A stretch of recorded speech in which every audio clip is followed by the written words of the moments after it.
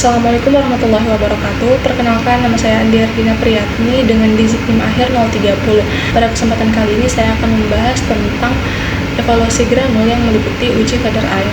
Uji kadar air adalah pengujian untuk menentukan persentase kelembaban dalam granul, biasanya dengan mengukur kehilangan berat saat granul tersebut dikeringkan. Pengujian kadar air dilakukan untuk mengetahui jumlah kadar air yang terdapat di dalam granul.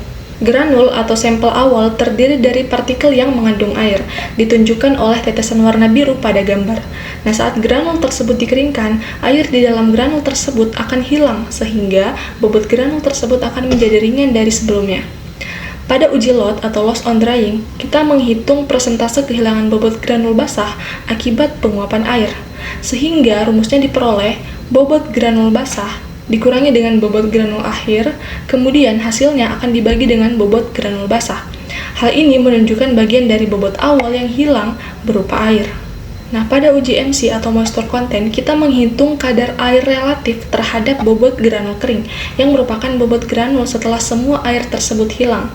Nah, sehingga rumusnya diperoleh bobot granul basah dikurangi dengan bobot granul kering, lalu hasilnya dibagi dengan bobot granul kering.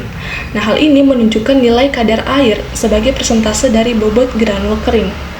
Jadi, uji loss on drying itu kita menghitung persentase kadar air yang hilang, sedangkan uji moisture content itu kita menghitung kadar air yang tersisa. Berikut ini merupakan contoh soal dari loss on drying dan moisture content. Soal yang pertama, diketahui granul awalnya 1,687 gram dan granul akhirnya atau granul keringnya itu 1,543 gram. Kemudian rumus dari loss on drying dinyatakan bobot granul basah dikurangi dengan bobot granul kering, kemudian dibagi dengan bobot granul basah, dan diperoleh hasil akhirnya adalah 8,53%.